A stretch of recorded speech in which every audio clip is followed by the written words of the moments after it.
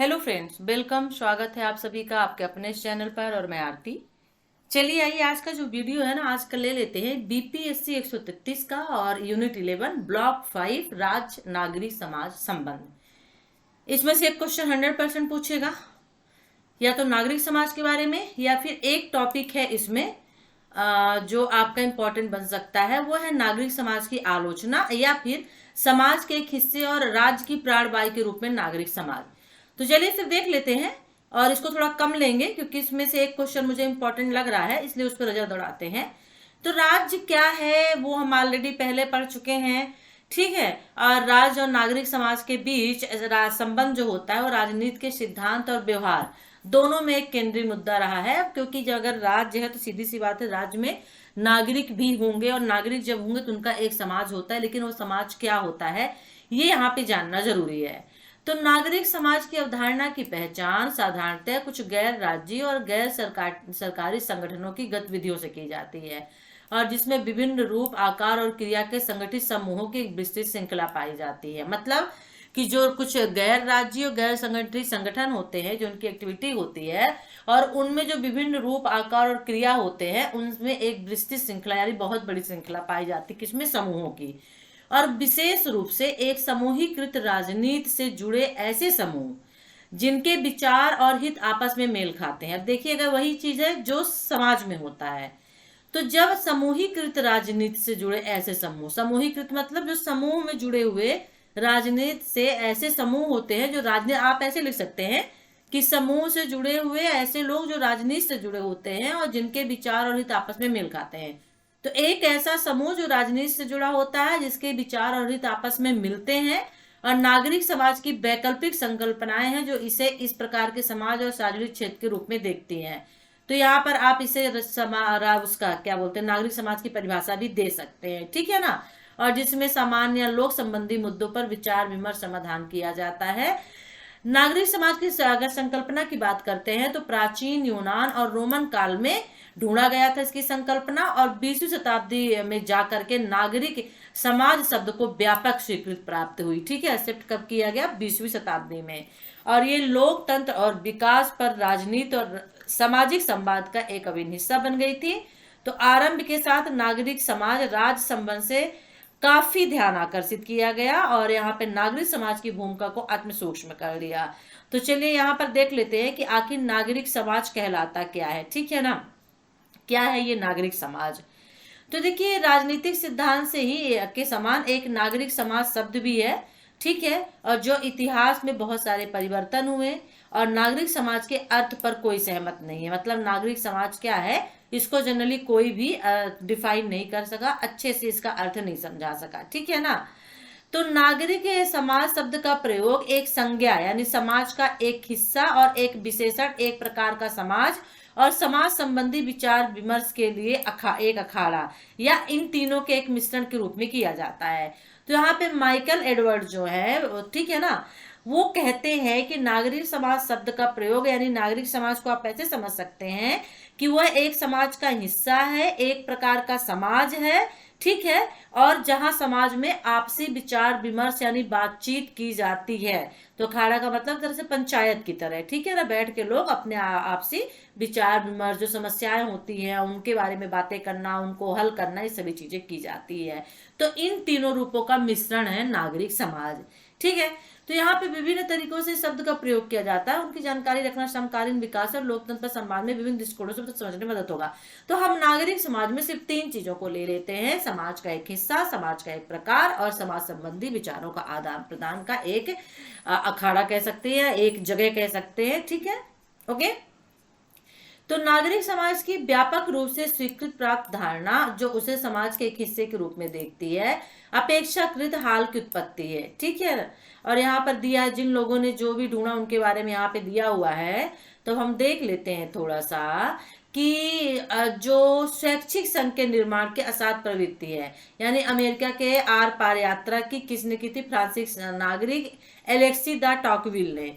और उन्होंने माना कि लोकतंत्र मतदान के अलावा कई अन्य चीजों पर निर्भर था और ये भी सामूहिक समस्याओं के समाधान के लिए एक साधन की उपलब्धि द्वारा, यानी कि लोकतंत्र के अलावा, लोकतंत्र मतदान के अलावा जो और चीजें थी जो उस पर डिपेंड था, वो था आपका नागरिक समाज। ठीक है ना।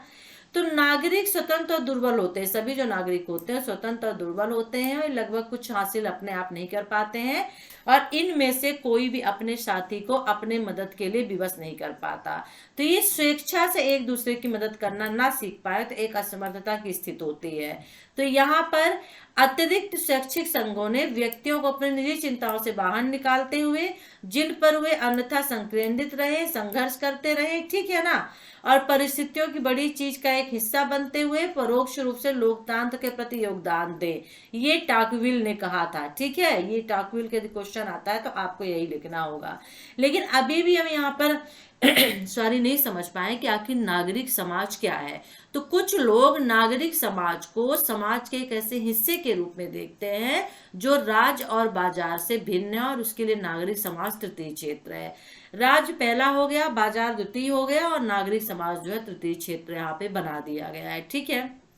तो स्वैच्छिक संघों और अन्य समूहों से जुड़ने से पहले नागरिक समाज शब्द का प्रयोग राजनीति सिद्धांत में अरस्तु से लेकर थॉमस हॉब्स तक हुआ था। ठीक है। और उन्होंने ये भी बताया कि एक ऐसे समाज का प्रतिनिधित्व करने के लिए किया गया जिसका संबंध अच्छे जीवन, राजनीतिक समानता और शांतिपूर्ण सह अस्तित्व जैसे कुछ आदर्शों से था। तो अब यहाँ पे अरस्तु और थॉमस जैसे लोगों ने कहा कि एक ऐसा समाज जहाँ पे जिसका संबंध अच्छे जीवन जीने से, राजनीति में समानता लाने से और शांतिपूर्ण व्यवस्था स्थापित करने से था। तो इन आदर्शों की प्राप्ति के लिए अनेक भिन्न संस्थाओं के आर पार क्रिया की आवश्यकता थी और ये केवल शैक्षिक संघ या समूहों द्वारा नहीं किए जा सकते थे। जो शैक्षिक संघ समूहों द्वारा नहीं किए जा सकते थे तो इसके लिए यहाँ पर नागरिक समाज की स्थापना की गई। ठीक है, ओके। सभी लोगों ने अपने अपने विचार दिए हैं। ठीक है, चलिए अब हाल के वर्षों में प्रेजेंट टाइम में जो सामाजिक और राजनीतिक दार्शनिक है उनके रूप में वो मानते हैं कि नागरिक समाज के सिद्धांत के बारे में एक नया विचार दिया कि वह ऐसा स्थान है जहां नागरिक मौजूदा समय के महान मुद्दों पर एक दूसरे के साथ बहस करते हों और सामान्य जन से निरंतर विकास होने वाले अर्थ पर वार्ता करते हो। ठीक है ना। तो सार्वजनिक क्षेत्र शब्द का एक व्यापक अर्थ है जिसमें निजी क्षेत्र, व्यवसायिक समूह, शैक्षिक समूह सभी शामिल होते हैं। तो सार्वजनिक क्षेत्र के मुद्दे को लेकर इस समूह के विद्वानों के बीच मतभेद भी रहे। ठीक है ना। तो यहाँ पर नागरिक समाज को लेकर के सभी के अपने अपने मत हैं, अपने अपने उन्होंने यहाँ पे परिभाषाएं दी हैं, अपनी अपनी उन्होंने अर्थ दिए हैं। तो हम यहाँ पे अब देख लेते हैं कि आखिर नागरिक समाज है क्या। ठीक है। मेन अगर देखा जाए तो नागरिक समाज का अर्थ क्या निकलता है जो हमारे लिए वेरी इंपॉर्टेंट भी है। ठीक है। चलिए अब यहाँ पे नागरिक समाज का अर्थ एक फाइनल डिसीजन निकाल लेते हैं। ठीक है ना। तो देखिए ये नागरिक समाज जो है, नागरिक समाज सरकार द्वारा समर्थित जो संरचना और बाजार होते हैं इनसे बिल्कुल अलग, संस्थानों से अलग है। यह क्रियात्मक समाज के, अब आप कह सकते हैं यहाँ पर कि नागरिक समाज क्रियात्मक समाज के आधार को रूप देने वाले, क्रियात्मक समाज जहाँ पे समाज में काम किया जाता है, काम होता है। ठीक है ना, कुछ ना कुछ वहां चलता रहता है। हम आप कहाँ हैं समाज में, तो हमारा समाज क्रियात्मक समाज हो गया। तो नागरिक समाज क्रियात्मक समाज के आधार को रूप देने वाले स्वैच्छिक नागरिक और सामाजिक संगठनों और संस्थाओं की समग्रता से बना है। ठीक है, राइट। ये हो गया क्या, नागरिक समाज, और जो सरकार द्वारा समर्थित संस्थाओं और बाजार के वाणिज्यिक संस्थानों से बिल्कुल अलग है। तो क्रियात्मक समाज के आधार को रूप देने वाले स्वैच्छिक नागरिक और सामाजिक संगठनों और संस्थाओं की समग्रता से बना हुआ है और नागरिक समाज सरकार द्वारा समर्थित संरचनाओं और बाजार के वाणिज्यिक संस्थानों से बिल्कुल अलग है। ये कहलाता है नागरिक समाज। ठीक है ना, क्योंकि अभी ऊपर हमने इतना पढ़ के आया, लेकिन एक स्पेशल हम डिफिनेशन, एक अच्छी परिभाषा हम अर्थ चाहते थे, एक अर्थ चाहते थे कि जो मिल जाए वो हमें नहीं मिल पा रहा था। ठीक है। तो सरकार द्वारा समर्थित, देखिए जो सरकार के द्वारा समर्थित, सरकार के समर्थन का मतलब होता है जैसे मान्यता प्राप्त हो, तो सरकार द्वारा मान्यता प्राप्त संरचनाओं की राजनीतिक प्रणाली का, ठीक है, या सरकार द्वारा समर्थित जो संरचनाएं होती हैं, समर्थित संरचनाएं क्या हो जाती हैं? राज्य की राजनीतिक प्रणाली, ठीक है। और बाजार के वाणिज्यिक संस्थानों से बिल्कुल अलग होता है नागरिक समाज। क्रियात्मक समाज के आधार को रूप देने वाले स्वैच्छिक नागरिक और सामाजिक संगठनों संस्थाओं की समग्रता से बना होता है, ठीक है। और कानूनी राज्य सिद्धांत यानी कानून के राज्य और नागरिक समाज की समानता को अपनी सबसे महत्वपूर्ण विशेषता मानते हैं। तो ये हो गया आपका नागरिक समाज, ठीक है। क्योंकि नागरिक समाज क्या है ये हमने देख लिया, ठीक है। और नागरिक समाज से क्वेश्चन क्या पूछा जा सकता है ये हम देख लेते हैं। इंपॉर्टेंट जो क्वेश्चंस बन सकता है वो हम यहाँ पे देख लेते हैं। जरूरी नहीं कि सभी यूनिट से क्वेश्चन पूछे जाए। ये देख लेते हैं, समाज के एक हिस्से और राज्य की प्राणवायु के रूप में नागरिक समाज, वेरी इंपॉर्टेंट है, ठीक है। देखिए ऊपर हम पढ़ चुके हैं कि जो टॉकविल हैं उन्होंने नागरिक समाज को समाज के एक पृथक हिस्से के रूप में देखा, यानी समाज से एक अलग हिस्सा है नागरिक समाज जहां लोग स्वैच्छिक रूप से नागरिकता लेते हैं, ठीक है। और उन्होंने बताया जिसमें संघों का समावेश था, संघ जो होते हैं, संगठन जो होते हैं वो समाज था, नागरिक समाज था। तो डेमोक्रेसी इन अमेरिका में इन्होंने नागरिक समाज राज्य समाज का एक नया विस्तार प्रस्तुत किया और इन्होंने कहा कि नागरिक समाज को राज्य की तानाशाही के विरुद्ध सुरक्षा और शक्तियों की स्वतंत्रता की रक्षा के लिए अपनी भूमिका निभाने की आवश्यकता है।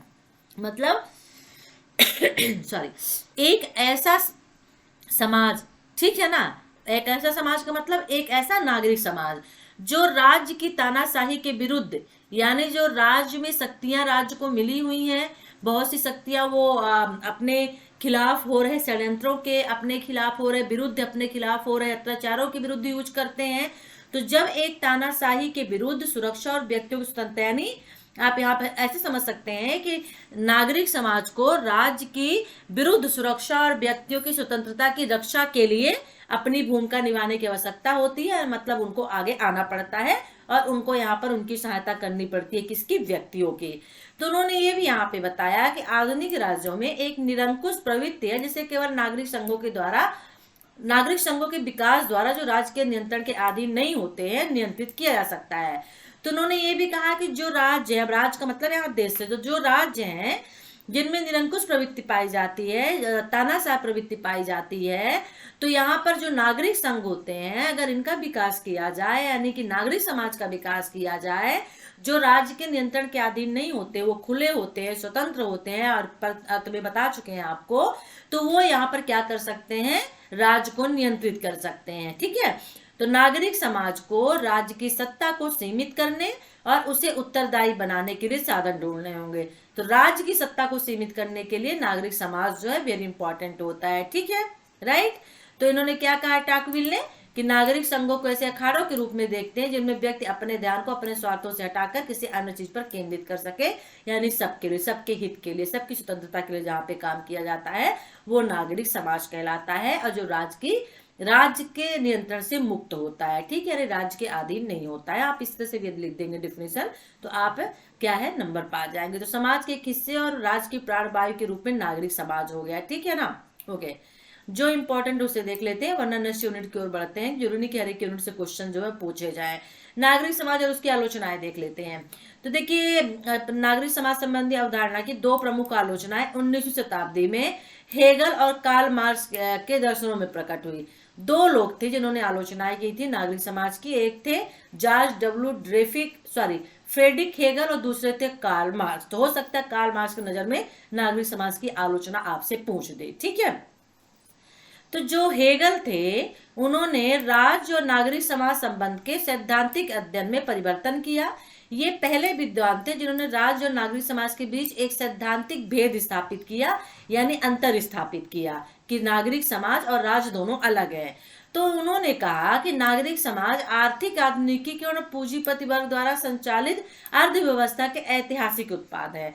मतलब ये नागरिक समाज लोगों के द्वारा, जो पूंजीपति लोग होते हैं उनके द्वारा बनाए गए क्या है, ये समाज है, ठीक है।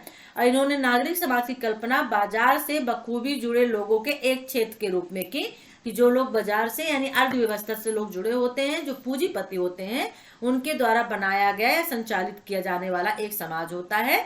ठीक है, अर्थात नागरिक समाज संपत्ति विनिमय पर आधारित आर्थिक क्रिया का एक विशेष अखाड़ा होता है और उन्होंने नागरिक समाज को परिवार और राज्य के क्षेत्रों के बीच स्थित किया। ठीक है, तो इन्होंने तर्क दिया कि नागरिक समाज सार्वभौमिक अहम भाव के सिद्धांत पर आधारित है, अतः वह समाज के हितों के संघर्ष का प्रतिनिधित्व करता है। और जो समाज होता है उसके हितों के संघर्ष का जो समाज है उसके हित, उसकी स्वतंत्रता के लिए प्रतिनिधित्व करता है कौन? नागरिक समाज। ठीक है ना। तो इस कारण से राज्य को पूरे समाज के हित का प्रतिनिधित्व करना चाहिए और राज्य द्वारा नागरिक समाजों के निरंतर निरीक्षण और नियंत्रण की आवश्यकता होती है। तो ये था हेब्स का। अब यहाँ पे जर्मन विद्वान कार्ल मार्क्स का देख लेते हैं, उन्होंने क्या कहा। तो नागरिक समाज राज्य नागरिक समाज के संबंध में और विस्तार से चर्चा की और उन्होंने ये कहा कि हेगल और जर्मन आदर्शवाद की आलोचना करते हुए मार्क्स ने नागरिक समाज शब्द का प्रयोग किया, यानी कि आदर्शवाद की आलोचना किया और उन्होंने नागरिक समाज शब्द का प्रयोग किया। और मार्क्स ने दावा किया कि आधुनिक समाज में मौलिक असंगत यानी मनुष्य एक नागरिक के रूप में और मनुष्य एक निजी व्यक्ति के रूप में इन दो दृष्टिकोणों के बीच है। यानी कि नागरिक समाज का आधुनिक समाज में जो स्थान है वो दो तरह से बांटा गया, मनुष्य एक नागरिक के रूप में है और मनुष्य एक निजी व्यक्ति के रूप में भी है। ठीक है ना। लेकिन हेगल ने इसका खंडन किया और मार्क्स ने तर्क दिया कि राज्य नागरिक समाज में उच्चारित निजी हितों के विरुद्ध सार्वभौमिक हितों की रक्षा के लिए सामाजिक नागरिक समाज से ऊपर खड़ा नहीं हो सकता। ठीक है, यानी कि मार्क्स ने बताया कि जो राज्य है वो नागरिक समाज के विरुद्ध नहीं जा सकता और वहां पर सार्वभौमिक का मतलब होता है सभी की हितों की रक्षा करना, सभी की स्वतंत्रता की रक्षा करना, ये नागरिक समाज से ऊपर नहीं है। ठीक है, मार्क्स के लिए नागरिक समाज के अपने क्षेत्र में राज्य से पूर्व काल का संपूर्ण आर्थिक और सामाजिक जीवन शामिल था। ठीक है, तो मार्क्स ने यह भी कहा कि नागरिक समाज जो होता है वो राज्य से पूर्व काल का संपूर्ण आर्थिक और सामाजिक जीवन इसमें होता है और नागरिक समाज की वास्तविक प्रकृति को राजनीतिक अर्थव्यवस्था की प्रकृति विश्लेषण द्वारा समझा जा सकता है। तो आप सीधे कह सकते हैं कि जो नागरिक समाज होता है वो अर्थव्यवस्था से संबंधित होता है, बाजार से संबंधित होता है, ये पूंजीपतियों का एक क्षेत्र होता है जिसमें राज्य का हस्तक्षेप नहीं होता है, राज्य के नियंत्रण में नहीं होता है। और ये नागरिक समाज जो होता है, समाज के जो लोग होते हैं, सार्वभौमिक हित को लेकर के चलता है, सभी लोगों के हित को लेकर चलता है, सभी की स्वतंत्रता को लेकर चलता है। बहुत सिंपल से लैंग्वेज में आप इसे कह सकते हैं। ठीक है, ओके, चलिए, तो ये हो गया मार्क्स की नजर में क्या नागरिक समाज। ठीक है, विभिन्न संदर्भों में नागरिक समाज और राष्ट्र से हम छोड़ देते हैं, इसे हम नहीं देखेंगे। हम ये यूनिट यहीं पे फिनिश करते हैं। हम अब दूसरी यूनिट ले लेंगे और जो है आपके लिए वेरी इंपॉर्टेंट वो यूनिट हमारी के यूनिट खत्म भी यहाँ पे हो गई है, यानी वैश्वीकरण के युग में राज्य। तो इसी में ले लेते हैं, वैश्वीकरण में ले लेते हैं। ठीक है ना, यूनिट 12 को भी इसी में ले लेते हैं, वैश्वीकरण के युग में राज्य। तो वैश्वीकरण क्या है, वैश्वीकरण के प्रति दृष्टिकोण क्या है, ठीक है, ये हम देख लेते हैं। नई विश्व अर्थव्यवस्था से चुनौतियां कौन कौन सी मिल रही हैं, वेरी इंपॉर्टेंट क्वेश्चन ये आपका बन सकता है। तो वैश्वीकरण से एक क्वेश्चन 100% आएगा, ये आपको माइंड में रखना है। ठीक है ना। तो वैश्वीकरण है क्या, सबसे पहले ये देख लेते हैं कि वैश्वीकरण है क्या। अगर ये इसकी परिभाषा आप समझ जाएंगे तो इसको समझना आसान होगा। ठीक है, तो देखिए वैश्वीकरण की कोई मानक परिभाषा यहाँ पे नहीं दी गई जिसका कोई मतलब निकले। ठीक है, लेकिन यह क्योंकि मुद्दों और समस्याओं की एक बृहद विविधता के साथ जुड़ा, इसमें मुद्दे होते हैं और समस्याएं होती हैं। वैश्विक का मतलब तो देखिए विश्व होता है, विश्व के जो मुद्दे और समस्याएं होती हैं वो वैश्वीकरण हो जाता है। ठीक है, तो विभिन्न राजनीतिक और सैद्धांतिक रूप से इसकी स्थितियों की व्याख्या की गई है, लेकिन हमें कोई एक ऐसी परिभाषा, ऐसा अर्थ निकल जाए जो हम कह सके कि वैश्वीकरण कहलाता है। ठीक है, तो यहाँ पर हम कह सकते हैं कि विभिन्न विद्वानों ने जो सहमति दी और ये कहा कि यह एक ऐसी प्रक्रिया है जो अंतरराष्ट्रीय नियमों और गैर सरकारी संगठनों या एनजीओ के द्वारा राष्ट्र की प्रधानता को हटाकर स्वयं का अधिकार स्थापित कर रही है। यानी कि वैश्वीकरण जो है वो मैंने पहले ही कहा कि विश्व को साथ में लेकर के चलना, विश्व की समस्या। तो अंतरराष्ट्रीय जो निगम हो गए हैं और जो गैर सरकारी संगठन एनजीओ होते हैं, ये क्या करते हैं कि इनके द्वारा जो राज्य की प्रधानता होती है, राज्य की विशेषता होती है, प्रमुखता होती है, यानी देश की प्रमुखता, उसको आप यहाँ पे देश नहीं लिख सकते, राज्य लिख सकते हैं। हम लोग के माइंड में राज्य का मतलब हो जाता है एक स्टेट। तो राज्य की प्रमुखता को हटाकर स्वयं का अधिकार स्थापित करना होता है। ठीक है, तो यह एक वैश्विक संस्कृति के माध्यम से स्थानीय संस्कृतियों परंपराओं को नष्ट कर रही है। ठीक है, और तथा एक वैश्विक पूंजीवादी आर्थिक प्रणाली के प्रभुत्व को मजबूत कर रही है। यानी एक वैश्विक संस्कृति के माध्यम से, विश्व की जो संस्कृति है उसके माध्यम से हमारी जो अपनी संस्कृति, हमारे राज्य की जो संस्कृति, जो परंपराएं हैं उनको नष्ट कर रही है और वैश्विक पूंजीवादी आर्थिक प्रणाली को मजबूत कर रही है। ठीक है ना, और इसलिए इसका महत्व राज्य की हमारी पारंपरिक समझ में प्रस्तुत किए गए परिवर्तन से होता है। ठीक है ना, ओके, चलिए देखते हैं, अब आगे हम पढ़ लेते हैं। वैश्वीकरण से अभिप्राय क्या है? तो वैश्वीकरण से तात्पर्य उन आर्थिक, राजनीतिक और सांस्कृतिक प्रक्रियाओं से जिनके माध्यम से दुनिया एक दूसरे से ज्यादा जुड़ जाती है और अन्य आश्रित होती जा रही है, और जिससे एकल वैश्विक स्थिति या प्रणाली का सृजन होता है। तो वैश्वीकरण का मतलब हो गया राजनीतिक, आर्थिक और सांस्कृतिक प्रक्रियाएं होती हैं जिनके माध्यम से दुनिया एक दूसरे के साथ जुड़ती है। ठीक है ना, राजनीतिक यानी एक देश का दूसरे देश के साथ राजनीतिक संबंध होता है, एक दूतावास बनाया जाता है, ऑलवेज वो कांटेक्ट में होते हैं, अमेरिका का यहाँ, यहाँ के लोग अमेरिका में होते हैं। ठीक है ना, तो राजनीतिक हो गया। सांस्कृतिक प्रक्रियाएं होती हैं, कल्चरल प्रोसेस कुछ होती है, और इनके माध्यम से दुनिया एक दूसरे से जुड़ती है और एक दूसरे के ऊपर डिपेंड रहती है, यानी निर्भर रहती है। ठीक है ना, और एकल वैश्विक स्थिति प्रणाली का सृजन होता है। तो एक ही सिर्फ यहाँ पे प्रणाली का सृजन होता है जो विश्व स्तर पर होता है। ठीक है, तो वो वैश्वीकरण कहलाता है। ठीक है, चलिए अब आगे हम थोड़ा सा यहाँ पे देख लेते हैं कि वैश्वीकरण की प्रक्रिया में जो शामिल मुख्य कर्ता होता है वो राष्ट्र राज्य होता है, यानी राष्ट्र होता है, व्यक्ति होता है, बहुराष्ट्रीय निगम होते हैं, अंतरराष्ट्रीय संगठन होते हैं, गैर सरकारी संगठन, संस्थागत निवेशक, आपराधिक संगठन, जन मीडिया स्रोत आदि होते हैं। ठीक है ना, तो ये होता है आपका वैश्वीकरण, जो इतने सारे तत्वों से मिलकर के, मतलब इतने सारे तत्व उसमें काम करते हैं। राष्ट्र, राज्य, व्यक्ति, बहुराष्ट्रीय निगम, अंतरराष्ट्रीय संगठन, गैर सरकारी संगठन यानी एनजीओ, आपराधिक संगठन, जन मीडिया स्रोत, ये सभी होते हैं। ठीक है ना, तो यहाँ पे हम देख सकते हैं कि इसके प्रभाव के बारे में वैश्वीकरण में बहुत से विद्वानों में काफी मतभेद चल रहा है। ठीक है, 15वीं शताब्दी में आधुनिक युग के उदय के बाद से युद्ध, व्यापार आदि के कारण परस्पर संबंध एक रूप प्रतिरूप में रहे हैं और आंतरिक राजनीति, अंतरराष्ट्रीय घटनाएं जो थी वो विकास से प्रभावित होती थी और राज्यों की पारस्परिक निर्भरता पर जोर दिया जाता था। ओके, तो वैश्वीकरण से तात्पर्य उन आर्थिक, राजनीतिक और सांस्कृतिक प्रक्रियाओं से है जिनके माध्यम से दुनिया एक दूसरे से ज्यादा जुड़ जाती है और एक दूसरे के ऊपर निर्भर रहती है। ठीक है, अब जब वैश्वीकरण हो गया, वैश्वीकरण का मतलब कि जब एक देश दूसरे देश के ऊपर डिपेंड होने लगे, निर्भर होने लगे, एक देश दूसरे के साथ जुड़ने लगे, तो राज्यों की जो शक्ति है उसमें गिरावट आ गई। ठीक है, राज्य की जो शक्ति है यानी राष्ट्र राज्य की शक्ति है वो कमजोर होने लगी, क्षीण होने लगी, और जो एक स्थानीयता मिलती थी वो अंतरराष्ट्रीयता महत्वपूर्ण है। तो अब राज्य नहीं, बल्कि राज्य नहीं, एक स्थानीयता और अंतरराष्ट्रीयता महत्वपूर्ण हो गया। तो एक देश नहीं बल्कि देश के बाहर की जो स्थानीयता है और अंतरराष्ट्रीयता है।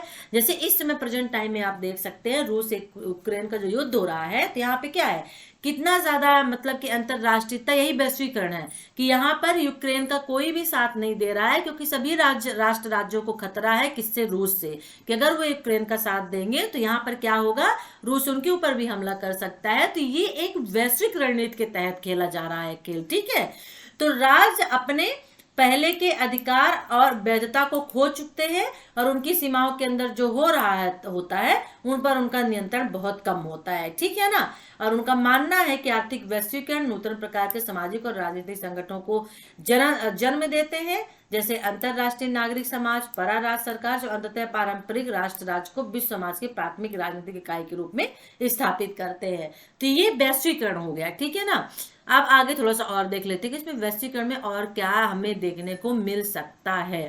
तो देखिए, वैश्वीकरण जो होता है ना, उसका मतलब अब यहाँ पे निकाल लेते हैं कि एक स्थानीय या क्षेत्रीय जो वस्तुएं होती हैं या राज्य की हम कह सकते हैं जो वस्तुएं होती हैं, उनका विश्व स्तर पर रूपांतरण होता है। ठीक है, यानी बदलाव होता है, परिवर्तन होता है। अब वो जो वस्तुएं राष्ट्र राज्य की हैं वो राष्ट्र राज्य की नहीं हो गई बल्कि विश्व के स्तर तक की हो गई हैं। और इसे एक ऐसी प्रक्रिया है, यह एक ऐसी प्रक्रिया है जिसके द्वारा पूरे विश्व के लोग मिलकर एक समाज बनाते हैं तथा एक साथ कार्य करते हैं। ठीक है, तो पूरे विश्व के लोग जब मिलकर एक समाज बनाते हैं, एक साथ कार्य करते हैं और अपने स्थानीय क्षेत्रीय वस्तुओं घटनाओं का क्या करते हैं, शेयर करते हैं, आदान प्रदान करते हैं, वो क्या कहलाता है, वैश्वीकरण कहलाता है। ठीक है ना। तो यहाँ पर हमने देखा कि वैश्वीकरण क्या है, सिर्फ आप इतना समझ लीजिए वैश्वीकरण क्या है तो आपकी इसमें समझ में आ जाएगा। और वैश्वीकरण आपके लिए एक इम्पॉर्टेंट मुद्दा भी है, टॉपिक भी है। ठीक है ना। तो इस प्रक्रिया में जो वैश्वीकरण होता है इसमें आर्थिक, तकनीकी, सामाजिक और राजनीतिक ताकतों का एक एक संयोजन होता है। क्या होता है, एक संयोजन होता है, यानी मिला हुआ होता है। किससे मिलकर बनता है, आर्थिक, तकनीकी और सामाजिक और राजनीतिक ताकतों से मिलकर ये बनता है। ठीक है ना। और वैश्वीकरण का उपयोग अक्सर आर्थिक वैश्वीकरण के रूप में किया जाता है, मतलब व्यापार, विदेशी प्रत्यक्ष निवेश, जैसे व्यापार किया जाता है एक देश का दूसरे देश के साथ में होता है। विदेशी प्रत्यक्ष निवेश, जैसे भारत आमंत्रित करता है जापान, अमेरिका और देशों के लोगों को कि यहाँ पे आइए और क्या करिए, कंपनी लगाइए। ठीक है ना, बिजनेस करिए, तो निवेश करने के लिए करता है, तो विदेशी प्रत्यक्ष निवेश हो गया। पूंजी प्रवाह होती है, एक देश की पूंजी दूसरे देश में, दूसरे देश की पूंजी दूसरे देश में, तो ये पूंजी प्रवाह होता है प्रवास और प्रौद्योगिकी के प्रसार के माध्यम से। ठीक है ना। अर्थव्यवस्था और अंतरराष्ट्रीय अर्थव्यवस्थाओं में जो एकीकरण होता है वो क्या कहलाता है, वैश्वीकरण कहलाता है। ठीक है। तो यहाँ पे हम कह सकते हैं कि वैश्वीकरण जो है वो सीमाओं के पार विनिमय पर राज प्रतिबंधों का ह्रास होता है। ठीक है, यानी कि अब यहाँ पे वस्तुओं का आदान प्रदान, खरीदना, लेना, सभी चीजें एक राष्ट्र राज्य के बाहर होने लगता है। ठीक है, ये वैश्वीकरण होता है, यानी कोई भी काम विश्व स्तर पर होना, विश्व स्तर पर होना, चाहे वो राजनीतिक हो, चाहे वो आर्थिक हो, चाहे वो सामाजिक हो, चाहे वो सांस्कृतिक हो। ठीक है ना, अपने देश से बाहर होना ही वैश्वीकरण कहलाता है। ठीक है, और देख लेते हैं क्या है। बस वैश्वीकरण क्या है, क्वेश्चन यही देखिए आएगा और ये क्वेश्चन आपका इंपॉर्टेंट भी बन जाता है। वैश्वीकरण का प्रभाव उनके राज्यों के आंतरिक कार्य क्या होते हैं, तो लोकतांत्रिक निर्णय लेना, लोकतांत्रिक यानी लोक से संबंधित, लोगों से संबंधित, ताकि जो लोकतंत्र की प्रभुता है वो बनी रहे। ठीक है, तो उससे संबंधित शासक शास्त्र जो शासक होते हैं, ठीक है, उनके संबंधित कार्य लेना, वो वैधता प्रदान करना यानी कानून प्रदान करना। जैसे मान लीजिए एक देश दूसरे देश से लड़ाई कर रहे हैं, इस वक्त रूस और यूक्रेन का आप ले सकते हैं, तो यहाँ पे क्या होता है, ऐसे निर्णय लेना जो लोकतांत्रिक हो और इसमें ज्यादा नुकसान किसी एक देश को ना हो। ठीक है ना। लेकिन यहाँ पे क्या होता है कि लोग जनरली अपने देश हित को आगे लेते हैं। जैसे भारत है, भारत ने कभी भी यूक्रेन का समर्थन नहीं किया और ना ही रूस का किया। वो एक तरह से अंदरूनी मामलों में मतलब आप कह सकते हैं बिना बोले रूस का समर्थन कर रहा है, क्योंकि उसे अपने देश का हित चाहिए। ठीक है ना। तो ये वैश्वीकरण ही है, क्योंकि रूस से बहुत सारा उसे तेल यहाँ पे मिल रहा है, पेट्रोलियम उसे मिल रहा है, गैस मिल रही है, तो ये क्या है, व्यापारी तो हुआ ना, तो अपने व्यापार को, अपने लोगों के हितों को नुकसान पहुंचा के वो दूसरे देश का साथ कैसे दे सकता है। तो यही होता है, ये होता है वैश्वीकरण। ठीक है ना। ओके, चलिए नृजाति पुनरुत्थान क्या है थोड़ा देख लेते हैं। ठीक है ना, ये आपके लिए इंपॉर्टेंट हो सकता है, नृजाति पुनरुत्थान। तो ये देखिए एक दूसरा मुद्दा है, नृजाति पुनरुत्थान वैश्वीकरण का सह अस्तित्व नृजाति पहचान, भाषा, जनजातीय, धर्म पर आधारित पहचान है, जो आजकल सामान्य राष्ट्रीय भावना पर आधारित राष्ट्र राज्य की अवधारणा पर प्रश्न खड़ा कर रही है। यानी कि आप यहाँ समझ सकते हैं कि नृजाति जो होती है वो भाषा, जनजाति, धर्म पर आधारित पहचान है। ठीक है ना, एक व्यक्ति जो कि उसकी अपनी एक अलग भाषा है, उसकी अपनी अलग पहचान है, उसकी अपनी अलग जनजाति या जाति है, अपना अलग धर्म है। ठीक है, तो पश्चिम में चर्च और सामंतवाद के खिलाफ या विकासशील विश्व में औपनिवेशिक शासन के खिलाफ लंबे संघर्ष से अवधारणाओं का नृजाति का जो है निर्माण हुआ है। और इससे पहले राष्ट्र राज्य के साथ अपने संबंध और नृजाति पहचानों का परीक्षण करते समय विद्वानों का विश्वास रहता था कि नृजाति बंधन मौलिक थे, अर्थात वे प्रारंभ से ही थे, वो बनाए नहीं गए थे और वे निर्धारित भी थे। ठीक है ना।